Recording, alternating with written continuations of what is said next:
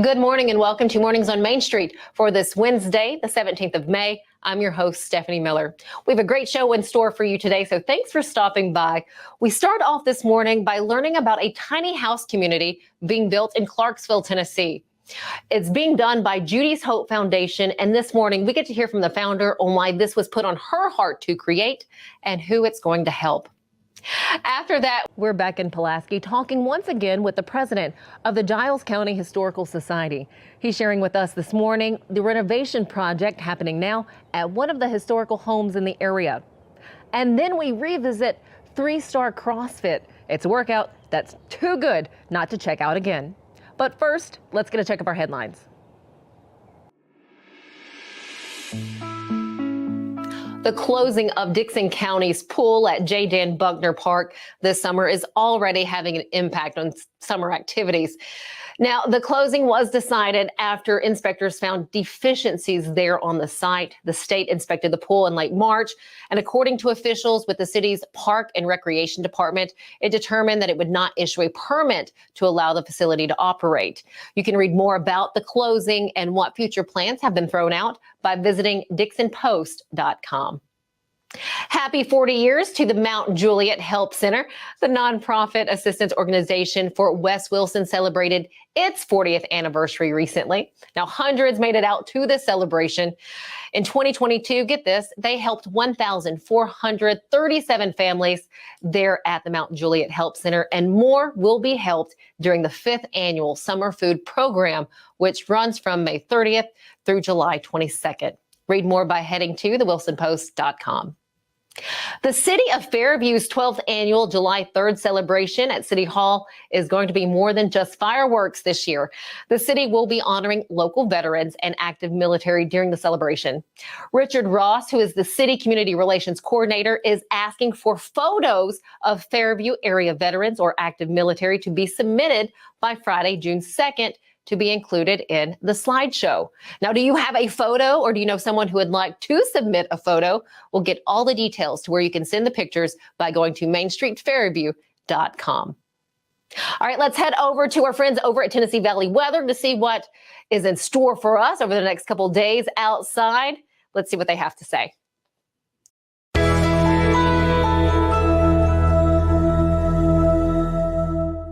All right, folks, happy Wednesday to you. Ben Luna here with you on this hump day with a look at your forecast from the Tennessee Valley Weather Center.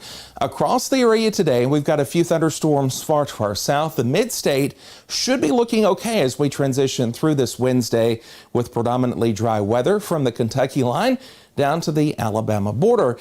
And then as we head through the day tomorrow, well, not so much.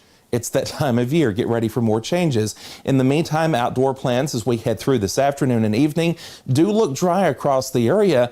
But as we start to look ahead into your Thursday afternoon, another round of storms will develop and find their way across the region, though kind of loose in nature. I think we'll see more scattered activity for tomorrow that will make a little bit more of a unique path, moving from the east back to the west, opposed to the more accustomed weather path of west to east. And that's because of a system of low pressure off to the southeast that's going to be wobbling its way back up in our direction. So anyway, have to add back in a chance for a few storms for the day tomorrow. Now notice we do have a chance for a few little spotty showers on the 7-day. That's for the south end of the viewing area.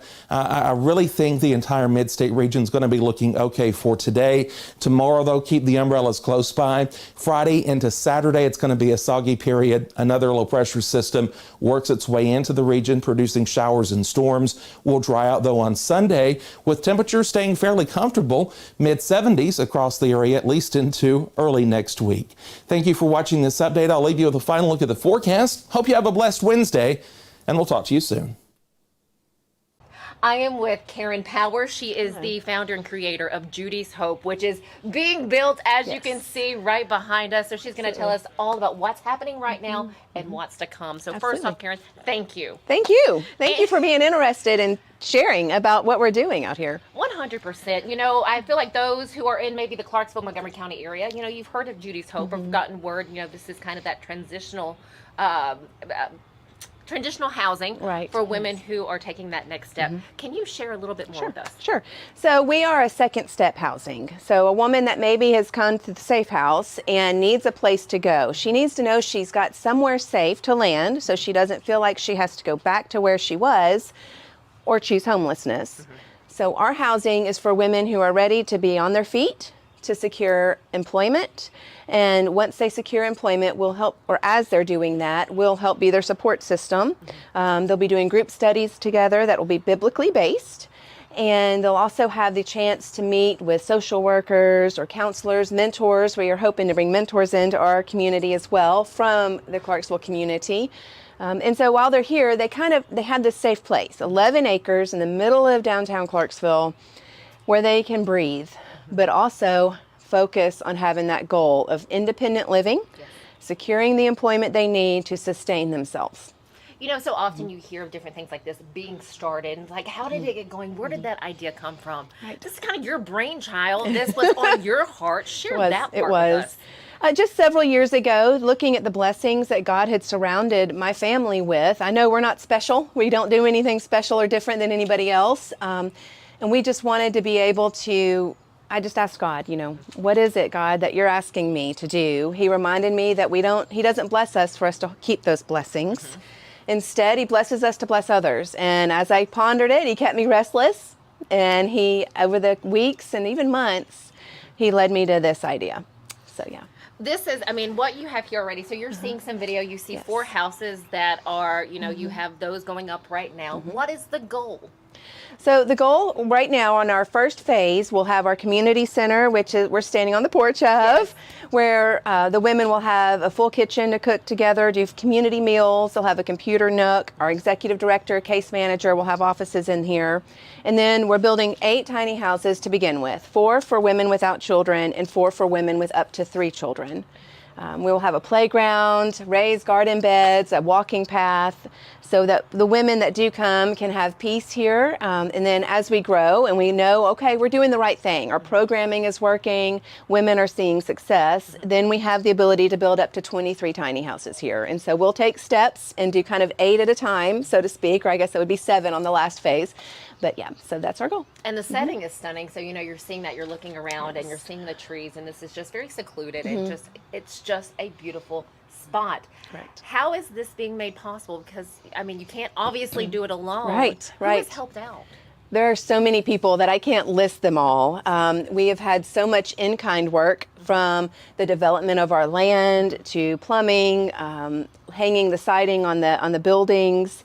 The siding company we're using has found a grant through their company that's providing all the siding for free. The community center is fully sponsored, and we have 5 of our 8 tiny houses fully sponsored. Furniture Connection is giving us all the furniture for our tiny houses. Clarksville Rotary also donated money towards furnishing our tiny houses to help us get the washers and dryers and refrigerators, all the things that they need. We've had just so much support from Kiwanis, Bikers Who Care,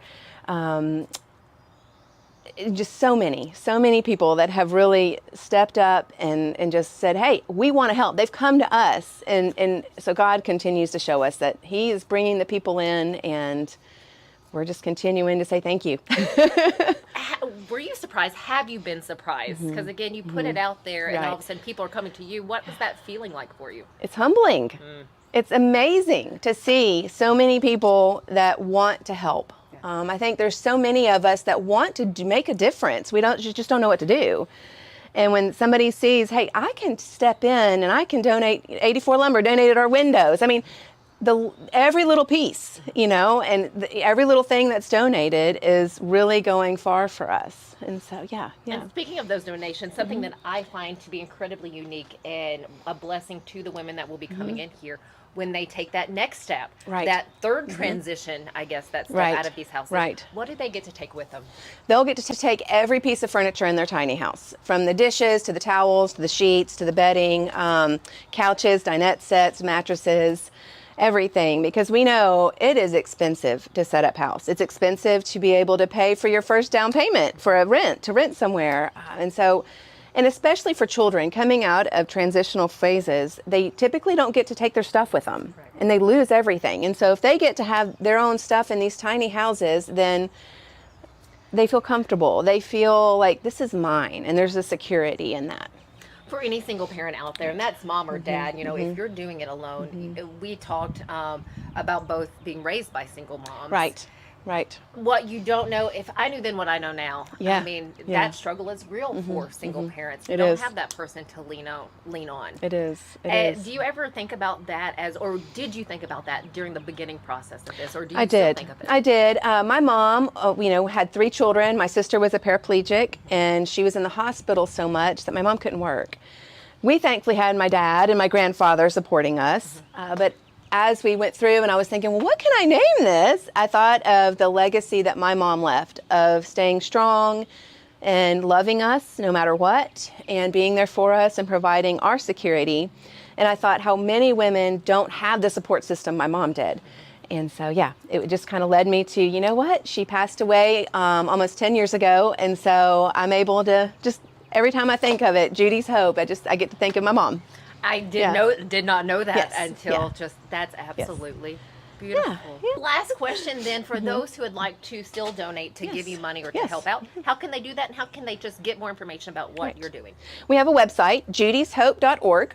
And then also, and on that website, you can find, we have a PayPal link or an address to mail a check. We have a link on there where you can volunteer, or you can reach out and ask us questions as well. Fantastic. Karen, thank you so much. Thank you for sharing all of this. And thank you for letting us see where you are in the process now. And I don't know about you, but I cannot wait to see when it's finished. We're excited. I know you have to be. Thank you again. Thank Stick you. right here. We have more coming up after this.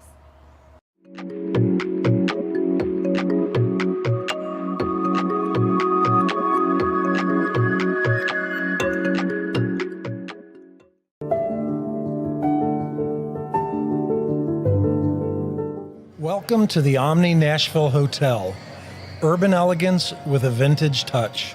Our 800-room hotel opened up in the fall of 2013 with 746 guest rooms and 54 suites.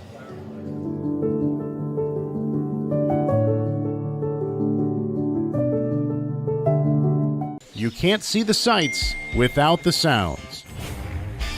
From the crack of the bat to the roar of the crowd and everything in between, discover what Hit City has to offer. Spend your nights cheering on the Nashville Sounds at First Horizon Park with giveaways, fireworks shows, theme weekends, and more. Single game tickets are on sale now. Visit NashvilleSounds.com to claim your seat today. Who wouldn't love a stuffed booster? I know I sure would, or any sort of sound swag, all of which can be found at Nashville Sounds Pro Shop. The Nashville Sounds and Main Street Media Television would love to invite you out to Sunday Family Fun Day, each Sunday home game. You can also register to win free tickets by going to your favorite Main Street Media website. Register to win, and then we'll see you here at the ballpark.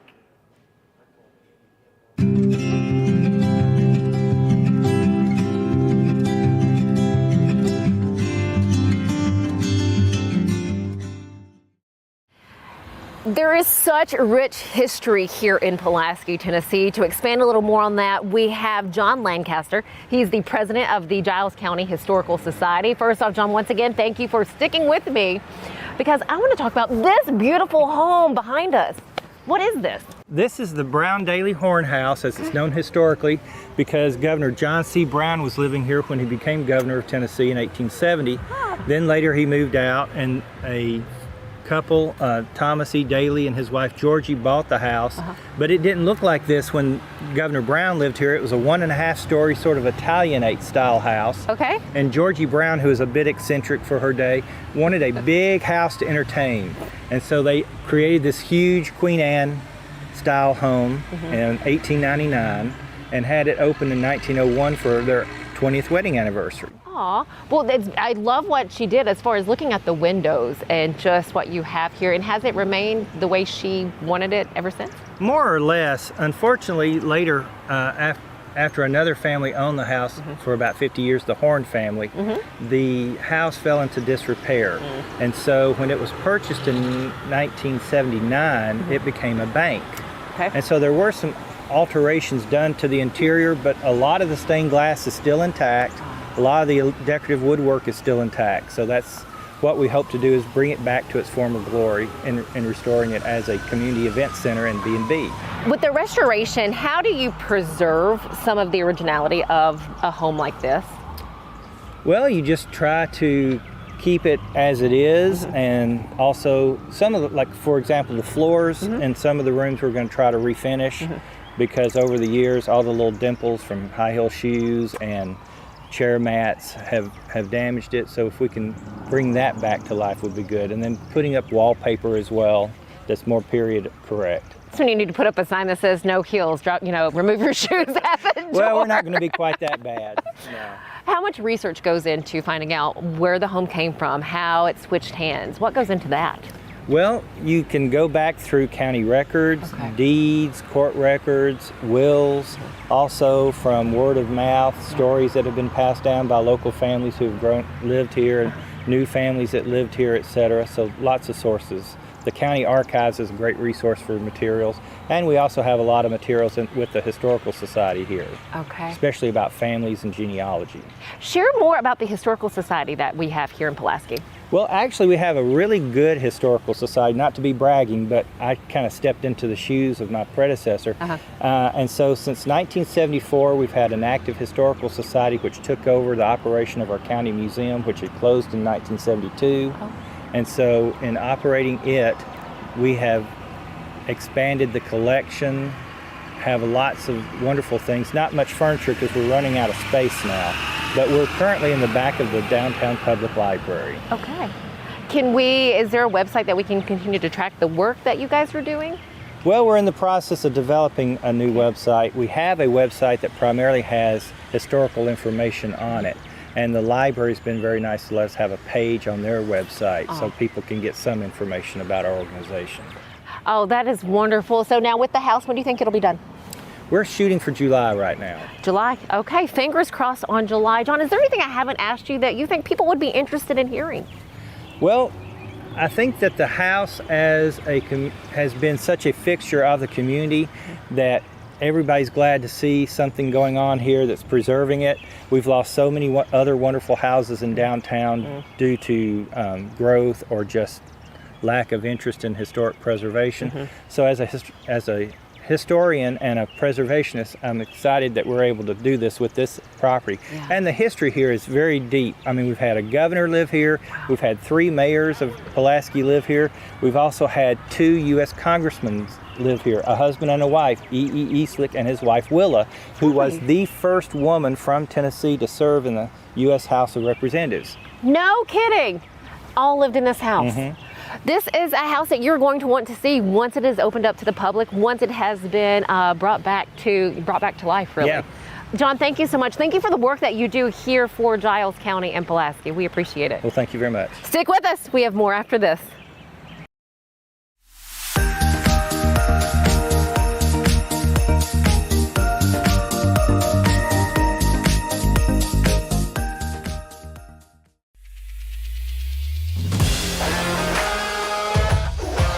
Hockey in Music City just hits different. It's one big honky-tonk party. It's the sea of gold in the crowd, the goals, the saves, the celebrations. It's an experience like no other. Experience Predators hockey all season long. Visit NashvillePredators.com/season tickets and join the Loyal Legion today. That's NashvillePredators.com/tickets, and we'll see you at Bridgestone Arena. It's just a few cocktails at happy hour. It was just a few cocktails at happy hour. You really good try. There aren't any cops around.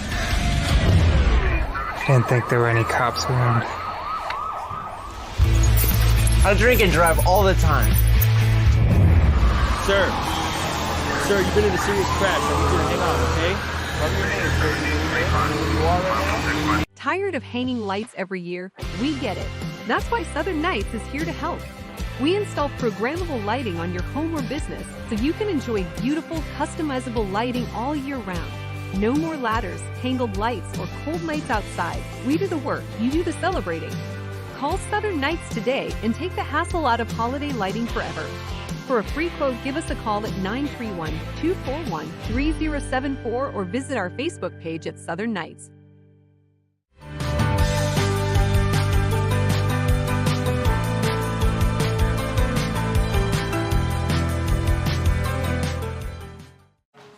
You are at 3-Star CrossFit, and we offer CrossFit, which is functional fitness for everyone, from little kids on up to, I think our oldest athlete is 82 years old here. That's amazing. What do you mean by functional fitness? Functional fitness, stuff that you can use in daily life. So for the athlete, it might be jumping and sprinting and lifting weights. For the 82-year-old, it may be staying out of the nursing home and being able to get up and down off the ground, or picking up their groceries, getting up without assistance and things like that. So functional living. That is the interview process when we bring you in. Do you have any injuries, any mobility issues? And then during that foundations, I can assess some of that as well.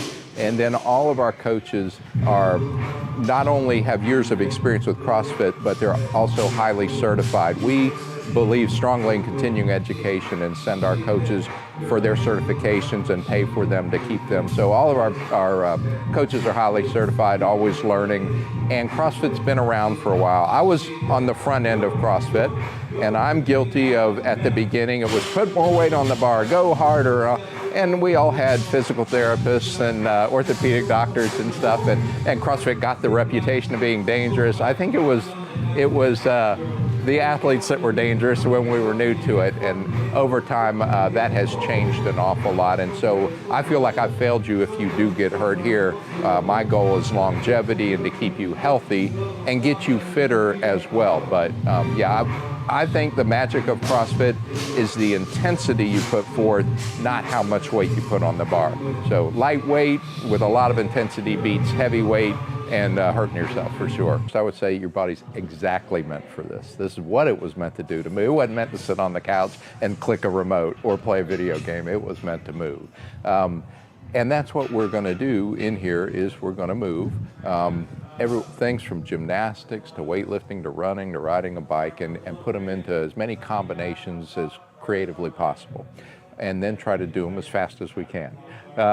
And that's where the communal suffering comes in. But what we do, bring people in, let them see that, and as you'll see in this class, that we do have some fire-breathing athletes, and we also have the vast majority of our clientele are 30, 40, 50-year-old moms and dads and grandparents wanting to stay healthy. And so that looks just like the people at any other kind of gym you'd go to.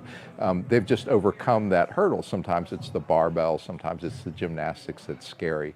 And so we bring newcomers through what we call foundations, 3 to 5 one-on-one classes where we break down the terminology. CrossFit has its own terms like anything, and break down the movements, and everything is modifiable. So we have a movement that will be in the workout that may challenge a professional or collegiate athlete, but can be modified to where grandma and grandpa could do the movement too. So they can work out right alongside each other doing the exact same workout with modifications appropriate to them.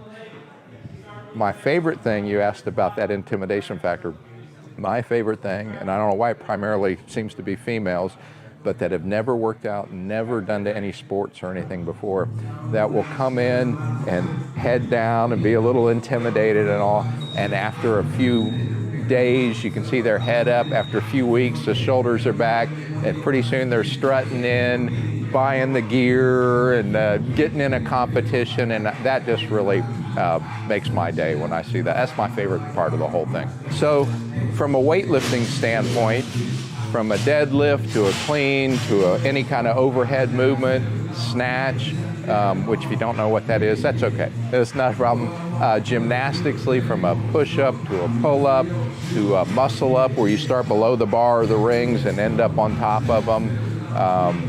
Sit-ups, running, biking, rowing, and box jumping, jump rope, pretty much everything you did on the playground growing up and through school, just thrown all together. There's nothing unique to a CrossFit movement. CrossFit didn't make up any of the movements. They just put it all together in creative packages. The CrossFit workout is different every single day. It changes. So that's kind of what makes it unique. Is we don't train legs one day and back. And people jokingly ask me, what day is leg day in CrossFit? Well, every day.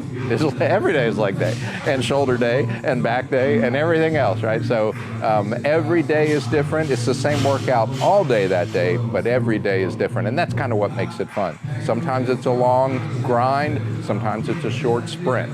And so we're training all the energy systems and have you ready for whatever life throws at you. We find out more information about 3-Star CrossFit. Wow, www.3starcrossfit.com. That's the easiest one. Instagram, Facebook, all of those, but it's all 3starcrossfit.com.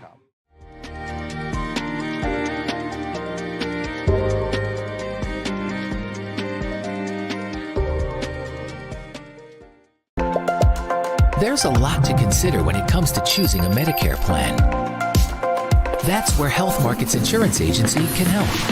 Independent licensed insurance agents who work with Health Markets can answer your questions about the different parts of Medicare, when you can enroll, benefits, costs, and more. Speak to a local licensed insurance agent today to get started on your Medicare journey.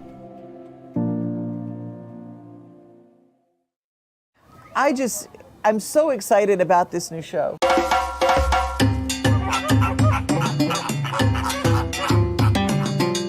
Dino Trek is back again this year. It's bigger than we've ever had it before.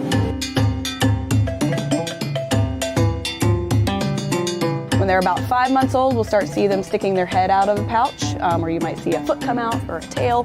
It's like an Airbnb for Joey's.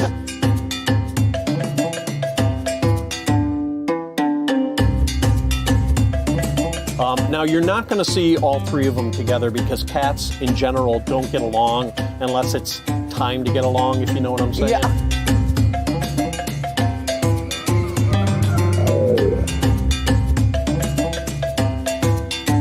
Lions and tigers and bears. Oh, yeah. my. Well, we're 2/3 of the way there.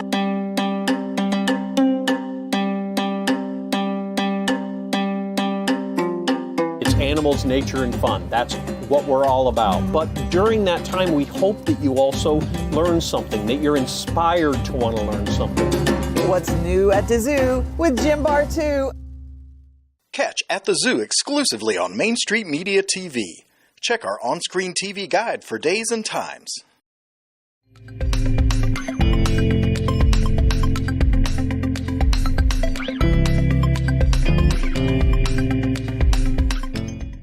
Welcome back. Let's take a look back. This is the spring fling at the Bibb Center that happened in White Bluff, Tennessee over the weekend. This was Saturday, a great turnout there. You had a car show going on.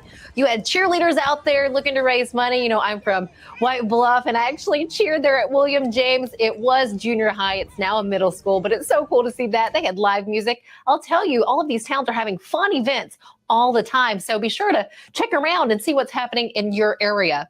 Thanks so much for joining us here on Mornings on Main Street this morning. Have a fantastic rest of your Wednesday, and we'll see you back here on Thursday.